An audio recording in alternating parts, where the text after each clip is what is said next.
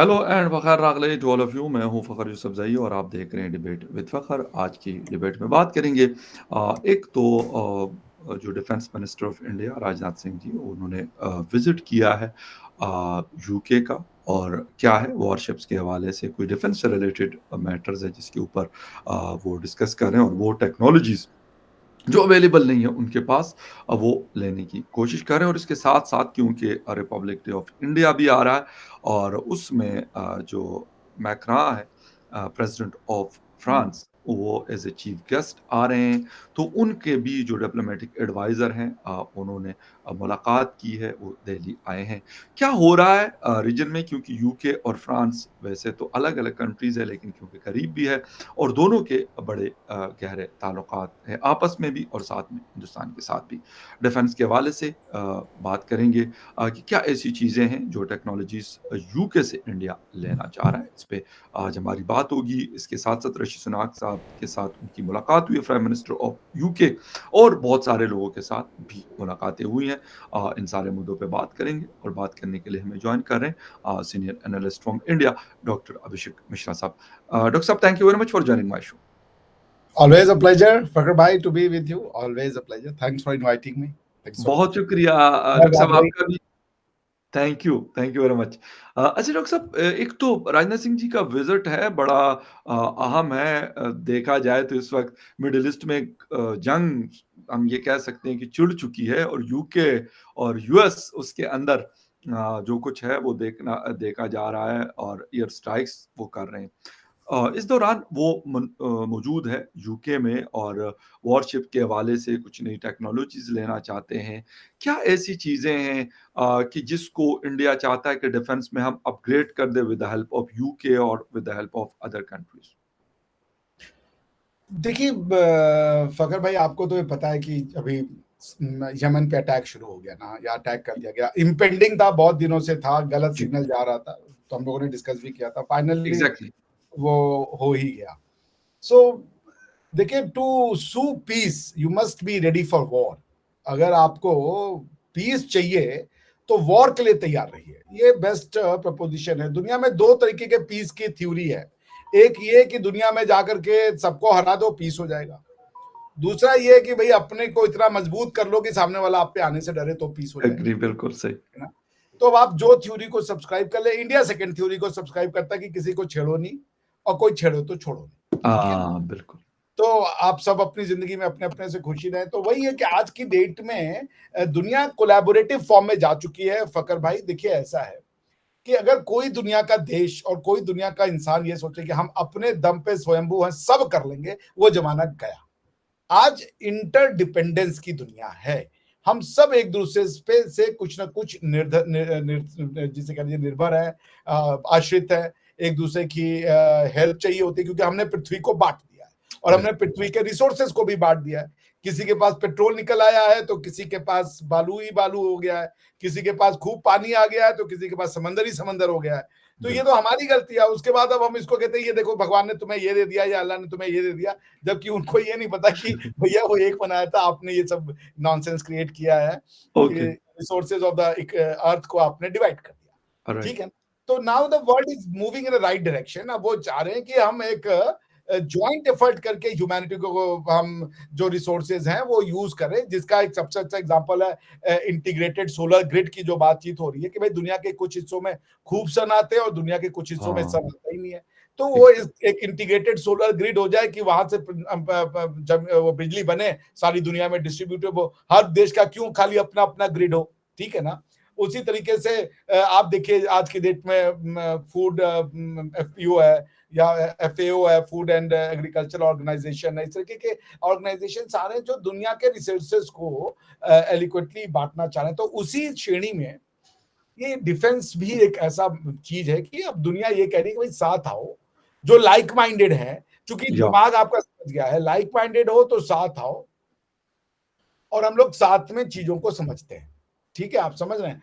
तो उसमें अब इंडिया जाकर के अगर वो कर रहा है, क्या नाम है, अगर दूसरे कंट्रीज के साथ वो कर रहा है कि हम आपके साथ कोऑपरेट करना चाहते हैं तो करने दीजिए। उसमें ये नहीं है कि हम किसी को अटैक करना चाहते हैं या चाइना को हारना चाहते हैं, बट हमने ये सीखा है 800 सालों में फखर भाई कि हम इसलिए नहीं हारे कि हम कमजोर थे और हम डरपोक थे। हम इसलिए हारे कि हम सोचे कि चाकू से काम चल जाएगा, दुनिया तोप बना रही थी। सही है, आप बिल्कुल। समझ रहे हैं? तो बिल्कुल आप ठीक। दुनिया तोप बना रही है और आप चाकू बना रहे हो तो नहीं चलेगा ना। तो अब बिल्कुल। ठीक है 800 सालों में तो ये है, बट आई होप कि जो मेरा विजन है और जो मैं देख रहा हूँ मेरे आसपास के जो बड़े-बड़े लीडर्स हैं उनको देख रहा हूँ, तो मुझे लगता है कि 50 सालों में दुनिया बहुत आगे जा चुकी होगी। वॉर जो है वो एक डिस्टेंट हिस्ट्री होगी। हुँ, देखिए हम जिस दुनिया में रहते हैं ना, मैंने तो मेरी पीएचडी के दौरान मैंने ये रिसर्च में किया, जिसमें हम रहते हैं ये सबसे लीस्ट कॉन्फ्लिक्टेड एरिया है, एरा है। वरना ऐसे-ऐसे एरा हैं कि आधी-आधी ह्यूमन पॉपुलेशन मार डाली है लोगों ने लड़ाई कर कर हुँ, के। तो एग्ज़ैक्टली। अब हम चूंकि आदी हो गए हैं पीस के, इतना ज्यादा पीस देखने के कि अब अगर कहीं 1000-2000 लोग मर जाए तो हमें होता है यार क्यों हो रहा है, ये लड़ाई हो रही बिल्कुल। है। So humanity have moved very forward, United Nation का बहुत बड़ा कंट्रीब्यूशन है, लेकिन फिर भी तैयारी रहे तो बेहतर है और यूज ना हो तो बेहतर है। That's what it is. जी। अच्छा डॉक्टर साहब, राजनाथ सिंह जी हम देख रहे होते हैं कि मतलब बहुत एक्टिव रहते हैं, डिफेंस मिनिस्टर हैं और डिफेंस के मैटर्स उन्होंने देखने हैं। लेकिन इससे पहले हमने देखा कि अमेरिका के साथ भी डिफेंस पे बहुत सारी चीज़ों पे बात हुई, बहुत सारी टेक्नोलॉजीज़ की बात हुई। फ्रांस के साथ भी अभी क्योंकि हमारे इसी प्रोग्राम का एक हिस्सा वो भी है जिस पे हम बात करेंगे। लेकिन हम ये भी साथ-साथ देखते हैं क्योंकि हमने ये भी देखा था कि यूके के साथ थोड़ा-सा ताल्लुकात खराब भी हुए थे। क यहाँ तक कहा गया कि जो डायमंड कहते हैं कि कोहिनूर जो डायमंड लगा हुआ है, वो हिंदुस्तान का है, वो आपका नहीं है। कहता है मतलब इस तरह की चीज़ें भी हमें देखने को मिलती है। मतलब ups and down is a part of that relation ना। देखिए और एक चीज़ और कि उन्होंने हम मतलब हमारे ऊपर हमारे से मतलब है क्योंकि हम एक साथ एक उसमें सब कॉन्टिनेंट का हिस्सा रहे हैं, अभी भी हैं, तो हमारे ऊपर 200 साल इन लोगों ने हुकूमत भी की है, इसमें भी कोई वो डाउट नहीं है। तो थोड़ा-सा वो कहीं न कहीं लोगों का एक वो आता है बीच में, कहते हैं यार अब तो आपकी बारी नहीं, आपका टाइम हो गया खत्म, अब हमारा टाइम है। हाँ, तो हमारा टाइम तो है ही है ना। स्कॉटलैंड पे कोई पाकिस्तानी मिनिस्टर है जो कि उनके हेड बने हुए हैं और ऋषि और सुनक साहब यूके में। यूके में सुनक साहब है, तो हो गया ना, बदला ले लिया अब क्या चाहिए। तो, और बिना बिना खून बहाए, बिना किसी को वो बिल्कुल, किए, बिल्कुल। देखिए दुनिया इस तरफ जा रही है फकर भाई। जब अमेरिका में जो है वो, देखिए अमेरिका एक बड़ा अच्छा एग्जाम्पल है जी, कि आप दुनिया के किसी भी हिस्से से आकर के, आप केनिया से भी हो तो लोग आपको अपना लीडर मानने को तैयार है। ये छोटी चीजें नहीं है, बिल्कुल ठीक कह रहे हैं। ठीक है ना, कि बिल्कुल आप आई एग्री केनिया सर। से आए और लोग आपको अपना मानने को तैयार है कि हमें बिल्कुल सर। लीड करो। बिल्कुल ठीक, ठीक बिल्कुल है ना, ठीक। अगर विवेक रामास्वामी जी बहुत एक फ्रंट कैंडिडेट के रूप में उभरे हैं आज की डेट में यूएस के अंदर हुँ, में, तो वो विवेक रामास्वामी जी की खास बात नहीं है, वो उस लोगों की मानसिकता की खास बात है कि वो इतनी प्लूरल आइडिया को सीख चुके हैं और इंडिया में ये शुरू से था।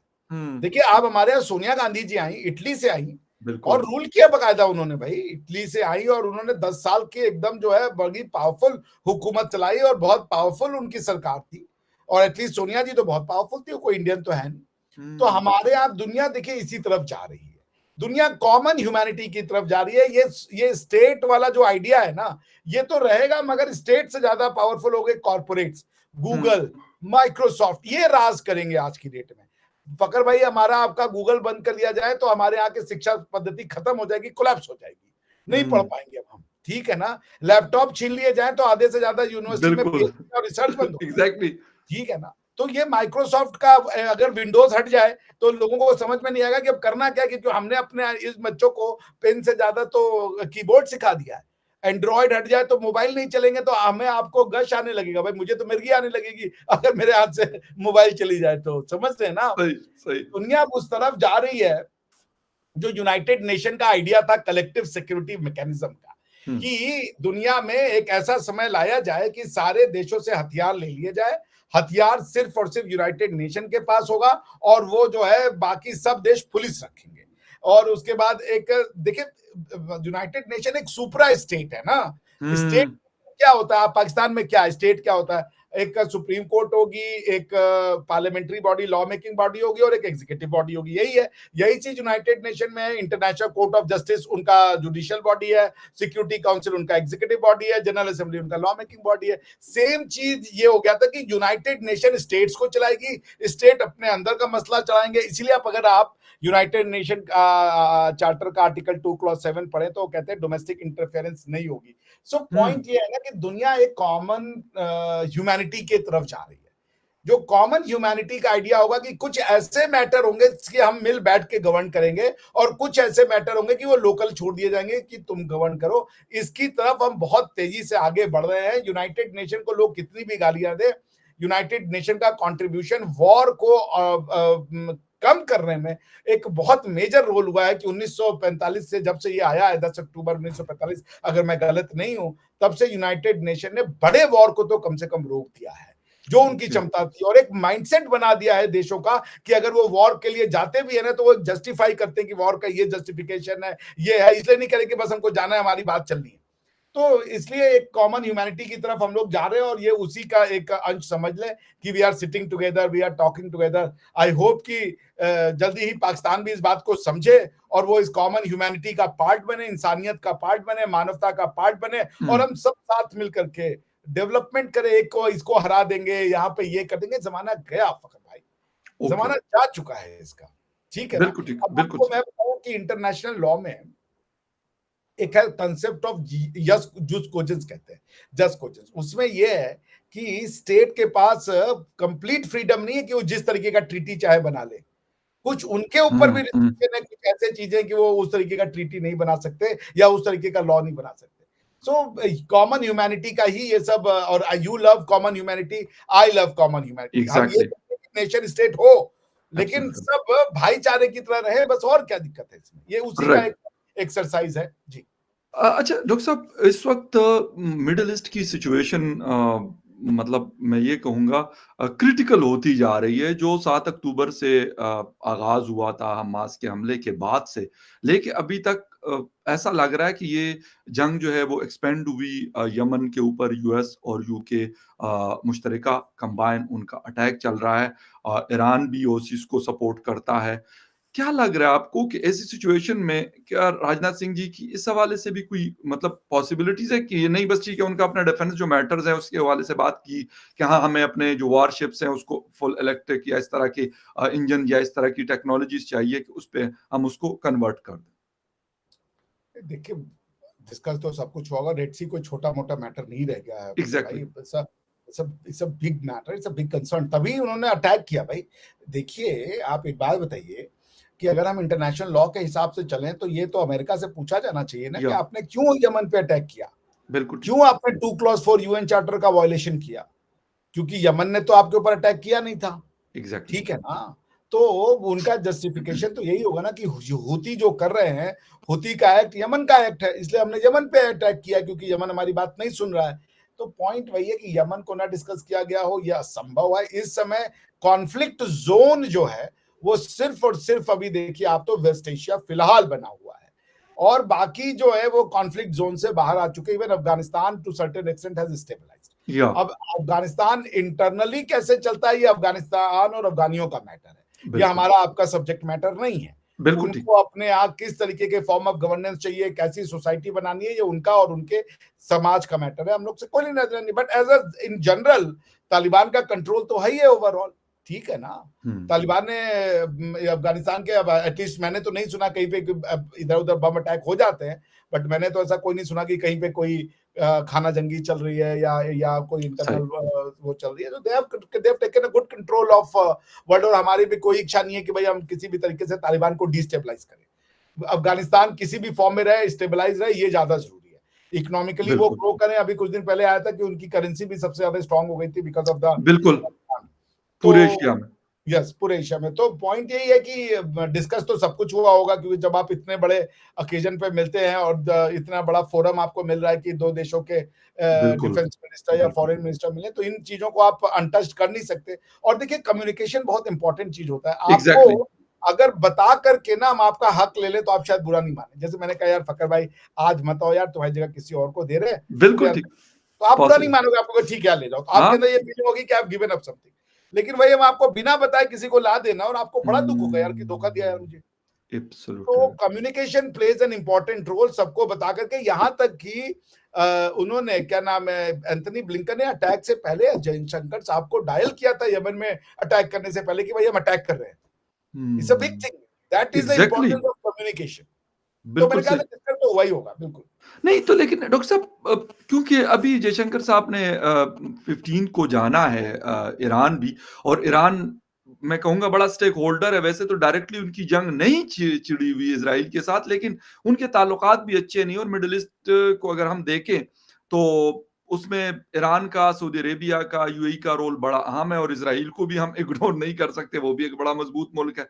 तो ऐसी सिचुएशन क्योंकि अगर क्रिएट होती है तो उसका इम्पैक्ट, जिस तरह यूक्रेन वॉर का इम्पैक्ट जो है, हमने यहाँ पे, आपने, हमने, हम सब ने फील किया इन्फ्लेशन की सूरत में बहुत। अगर मिडिल ईस्ट में ऐसा कुछ होता है, और इस वक्त मिडिल ईस्ट में बड़ी डेवलपमेंट्स हमें नजर आ रही हैं, चीन है, इंडिया है, रशिया है, सऊदी अरेबिया है, यूएई है, एक बड़ी मजबूत चीजें हमें देखने को मिल रही है। तो ये भी तो बहुत ज्यादा असरअंदाज इन चीजों के ऊपर ये सारा कुछ हो सकता है, अगर ये जंग मजीद बढ़ती है या प्रोलॉन्ग होती है। मुझे नहीं लगता ये जंग बढ़ेगी, ओके। बिकॉज सबको पता है कॉन्सिक्वेंसेस। ओके। ईरान ऑलरेडी गरीबी से गुजर रहा है, और वो गरीबी बिल्कुल। जो है ये वेस्टर्न का रैथ का ही नतीजा है। उन्होंने अगर वो एब्सोल्युटली। सैंक्शन नहीं लगाए होते तो ईरान इस एरिया का one of the richest country होता है, इसमें तो कोई शक एग्जैक्टली। नहीं। ठीक है ना। तो वो इस पागलपन के लिए वो अनफॉर्चुनेटली, अब देखिए जो सच्चाई है उसमें हमको आपको जीना है। हर दौर की एक सच्चाई होती है। इस दौर की सच्चाई है कि भैया वेस्ट से पंगे, आपको मिलिट्री पंगे नहीं ले सकते आप, बाकी पंगे आप जितने ले लो, ठीक है ना। तो अब अगर मिडिल ईस्ट में, वो भी मिडिल ईस्ट में सब आपके साथ तो नहीं है। सऊदिया तो खड़ा हो गया है कि भाई हम तो, सऊदिया ने जब हुती ने इजराइल के ऊपर अपने मिसाइल मांगे तो एंटी मिसाइल से सऊदिया ने उनके मिसाइल गिरा दिए कि हम इजराइल तक नहीं पहुंचने देंगे। तो कोई एक कॉमन सेंसस तो नहीं है ना। ये तो ऐसी वॉर नहीं होगी ना कि इस्लाम वर्सेस वेस्ट की वॉर तो नहीं होने जा रही सही है, कह रहे हैं। क्रूसेड तो नहीं होने जा रहा। इस्लामी दुनिया बढ़ जाएगी, मैं आपको कंफर्म कह रहा हूं। सेंट्रल एशियंस का कोई इरादा नहीं है कि कजाकिस्तान, उज्बेकिस्तान और ये किर्गिस्तान, तुर्कमेनिस्तान आके लड़ेंगे, ये तो होने वाला रहा। उसके बाद बिल्कुल। अजरबैजान, और ये इतनी छोटी कंट्रियां हैं कि इनका कोई सिग्निफिकेंस नहीं है।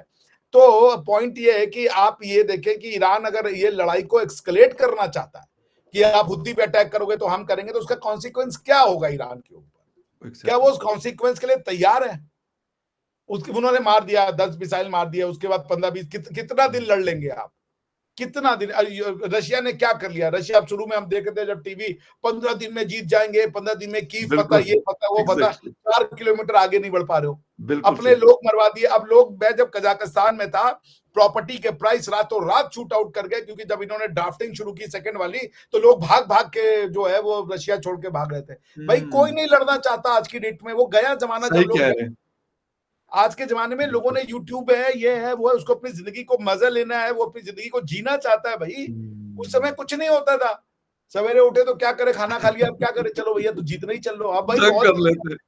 अब आराम की और एंजॉय करने की बहुत चीजें, कुछ तो पिक्चर देख रहा है, गेम खेल रहा है, मैं व्हाट्सएप पे चैट कर रहा म्यूजिक हूँ, वो सुनते कर हैं लेता लोग है। बहुत ज्यादा। हाँ, मैं वो तो है कि म्यूजिक में बहुत टाइम गुजार लेता हूँ। वो नहीं मरना चाहता भैया, जबरदस्ती उसको बिल्कुल बर्बाद सही करो कह रहे तो। हैं, बिल्कुल तो सही कह रहे हैं आपको वाकई। लड़ने के लिए आदमी नहीं मिलेंगे, लीडर तो लड़ने को तैयार है, जाके पूछिए ईरान में कितने तो लोग लड़ना रशिया में चाहते हैं। कह रहे अभी कम पड़ गई है उनकी फौज, और पुतिन साहब कह रहे हैं कि भाई नए लोगों को लेके आओ, भर्ती करो। कहते हैं वो जो यंगस्टर्स है वो कह रहे हैं हमने नहीं जाना फोर्सेस ज्वाइन करने के लिए। अरे वो कह रहे बच्चे पैदा करो, अब 16 साल तक और हाँ लड़ेंगे, वो वो बच्चे बड़े होंगे तब लड़ेंगे। एग्जैक्टली, ये बिल्कुल ये भी खबर आ नहीं रही। लड़ना चाहते। मैंने सेंट्रल एशियन से पूछा, मेरे बच्चे, मैं जब इंटरनेशनल रिलेशंस पढ़ाता था बच्चों को, सही। मैंने क्लास में पूछा, मैंने कहा तुम लोग ये यूक्रेन की लड़ाई हो रही है, लड़ना चाहते हो? बोले नहीं भैया, हम यहाँ खुश हैं। नॉट सब दुनिया इंटरेस्टेड। मनी माइंडेड हो गई है भाई, सब कोई गूगल, लैरी पेज और फेसबुक और ये बनाना चाहता है। ये दुनिया स्टार्टअप वाली है। ये वॉर अप वाली नहीं है दुनिया। ये बच्चे स्टार्टअप की दुनिया में है। ये बिलीनियर बिलीनियर बनना चाहते हैं भैया। जबरदस्त। आपको नहीं मिलेंगे जंगजू। अगर आपका लीडर जंगजू है ना, तो वो देखेगा कि 4-5 लोग उसके साथ आ तो जाएंगे, उसके बाद उसको लड़ने वाले नहीं मिलेंगे। एग्री सर, कितने बिल्कुल। लड़वा लोगे, कितने लोग नहीं मरना चाहते इस कॉज के लिए। अब और हुँ। आजकल बॉर्डर इतने कम हो गए हैं कि सब एक दूसरे को जान रहे पहचान रहे हैं, सबकी दोस्तियां हैं एक दूसरे से। कितना भी हिंदू इंडिया, इंडिया पाकिस्तान को लड़वा लो, इंडिया पाकिस्तान वाले आपस में लोग पीपल व्हाट्सएप के जरिए बिल्कुल, कर रहे हैं। बहुत कभी अंजू ज़्यादा। दीदी इधर आ जा रही है, कभी सीमा दीदी उधर चली जा रही है, आप कैसे रोक लोगे? गया जमाना।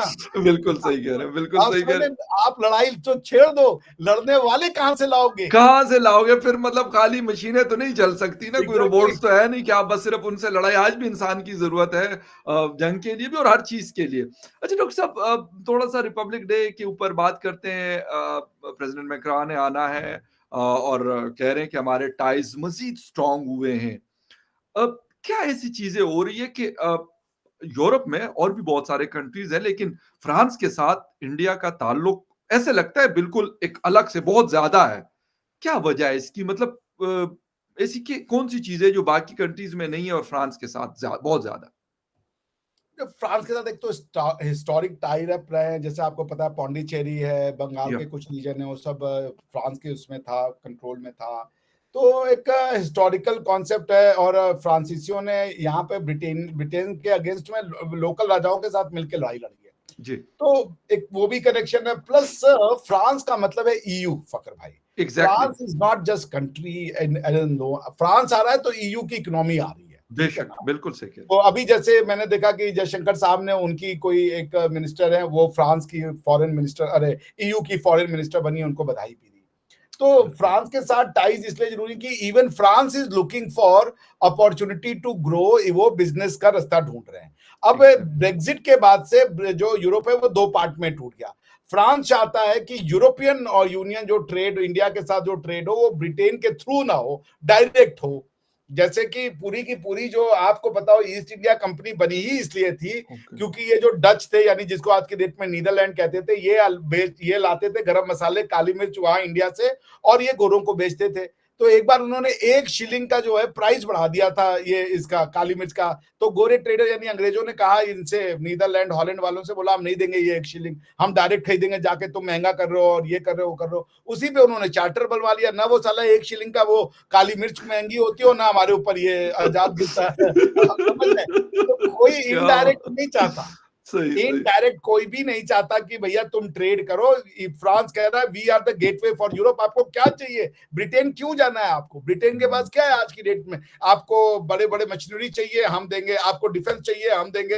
रेफल्स चाहिए, हम देंगे। आप ब्रिटेन क्या जाना है आपको? ब्रिटेन में क्या मिलेगा? छोटी सी कंट्री है 7.5 करोड़ लोगों बिल्कुल। की। हम तो जी। ईयू के ऊपर बैठे हुए हैं, हम तो आपको 80 करोड़ का वो दे रहे हैं, मार्केट दे रहे हैं, 80 करोड़ का ट्रेड दे रहे हैं। आप चुन लो, 7 करोड़ का मार्केट चाहिए या 8 करोड़ का। तो वो they don't want India to come via Britain, they want India to grow come directly via Europe. अब वो कौन बनेगा वो कमिंग पॉइंट, एंट्री पॉइंट? तो वो कह रहे हैं, फ्रांस कह रहे हैं we are the entry point. और फ्रांस इंडियन बच्चों को, मैंने personally as a professor of law एक वो साइन किया था अपनी यूनिवर्सिटी के साथ, मुझे फ्रेंच ने कांटेक्ट किया था। उन्होंने कहा था, इमैनुअल फ्रेंच एम्बेसी से मुझे मेल आया था, मैं बड़ी यूनिवर्सिटी में था। उन्होंने कहा कि we want to sign a contract, MOU, आपके लॉयर्स का एक्सचेंज का। तो हम लोगों ने बच्चे के एक्सचेंज का जबरदस्त। वहां पे वो सब किया था। बॉटम लाइन क्या है? बॉटम लाइन ये है कि फ्रांस चाहता है कि इंडिया का ट्रेड पार्टनर बने, रिलायबल पार्टनर पड़े। अभी आपने देखा था ऑस्ट्रेलिया के नाम पे अमेरिका ने कैसा झटका दिया था, उनका जो हाँ सबमरीन, बिल्कुल, यस यस, बिल्कुल उनको भूला सबमरीन वाला। नहीं। जी, तो सब वो जो, सब जी जी आप बोलिए। बिल्कुल, वो सबमरीन वाला, ख़ैर वो तो अभी मेरे ख़्याल साल पहले, डेढ़ साल पहले की बात है। जिसके ऊपर हर कोई, क्योंकि इन कंट्रीज़ के पास जो टेक्नोलॉज़ीज़ है, अगर उसको कोई खरीदेगा नहीं, सऊदी अरेबिया उसको नहीं खरीदेगा, हिंदुस्तान उसको नहीं खरीदेगा, पाकिस्तान उनको नहीं खरीदेगा, तो ये क्या करेंगे? उसका मतलब उसका कुछ भी तो नहीं हो सकता, बस पड़ी रहेंगी वो सारी चीज़ें। तो ये ख़ैर एक बहुत इम्पोर्टेंट पॉइंट है कि ये लोग, इनका फ़ोकस अब ज़्यादातर जो है, पहले हम लोगों का फोकस इन कंट्रीज पे होता था, लेकिन अब इनका फोकस जो है वो एशियन कंट्रीज में ज्यादा है, अरे हिंदुस्तान, चीन, पाकिस्तान और इन पे। जी जी। फकर भाई, दसौर बंद होने वाली थी, दसौर को रिवाइव ही किया इंडिया के इसने। इंडिया का ये जो राफेल का उनको वो मिला था, दसौर की हालत एग्जैक्टली। बहुत खराब थी। ओके। तो आप चाहे F-18 खरीदो या राफेल खरीदो, जो आपने कहा बिल्कुल सही है, माल सबके पास एक है, क्या? आप समझ रहे बिल्कुल हैं ना? सही। दिक्कत एग्री अब ये हो बिल्कुल। गई है। बिल्कुल सही है और ख़ैर अभी रिपब्लिक डे आएगा तो फिर देखेंगे कि मैक्रॉन साहब जब पहुँचेंगे इंडिया, तो क्या नई चीज़ें और क्या हो सकती है?